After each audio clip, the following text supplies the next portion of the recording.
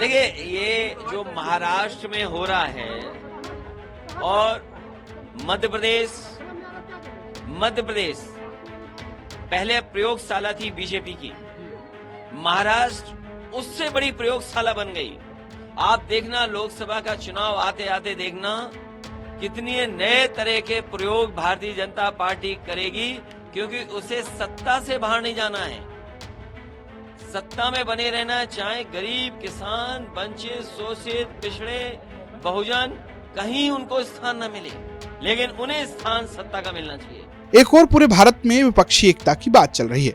राष्ट्रवादी Congress party के अध्यक्ष शरद पवार इसके सूत्रधारों में से एक हैं, लेकिन खेल तब हो गया जब महाराष्ट्र में उनकी ही पार्टी में फूट पड़ गई और उनके भतीजे शिवसेना बीजेपी के साथ सरकार में शामिल हो गए और डिप्टी सीएम पद की शपथ ले ली।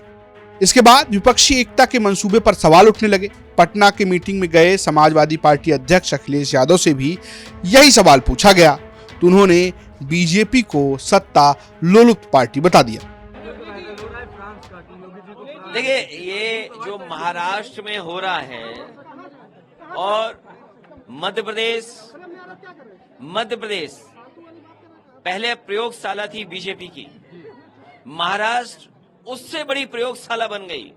आप देखना, लोकसभा का चुनाव आते आते देखना कितनी नए तरह के प्रयोग भारतीय जनता पार्टी करेगी, क्योंकि उसे सत्ता से बाहर नहीं जाना है, सत्ता में बने रहना, चाहे गरीब, किसान, वंचित, शोषित, पिछड़े, बहुजन, कहीं उनको स्थान न मिले, लेकिन उन्हें स्थान सत्ता का मिलना चाहिए। दरअसल पटना में हुई विपक्षी एकता की मीटिंग में अखिलेश यादव के साथ कई नेता आए थे, शरद पवार भी शामिल हुए थे। ऐसे में अब इस टूट फूट के बाद ये सवाल उठ रहा था कि क्या एनसीपी इस मुहिम में शामिल रहेगी या नहीं।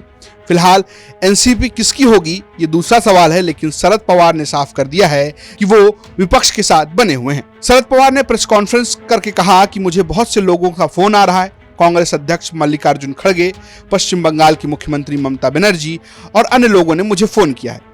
आज जो कुछ भी हुआ है मुझे उसकी चिंता नहीं है। कल मैं YB चौहान, जो कि महाराष्ट्र के पूर्व मुख्यमंत्री हैं, उनका आशीर्वाद लूंगा और एक सार्वजनिक बैठक करूंगा। आपको बता दें कि महाराष्ट्र में पिछले कुछ समय से लगातार राजनीतिक उठापटक चल रही है।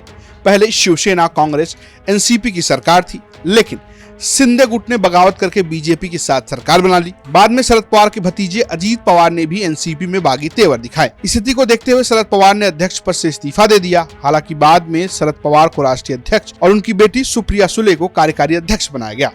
वहीं उनके भतीजे अजीत पवार पहले से ही नेता प्रतिपक्ष थे। हालांकि अब इस बगावत के बाद 2024 में विपक्षी एकता पर कई गंभीर सवाल खड़े हो गए हैं।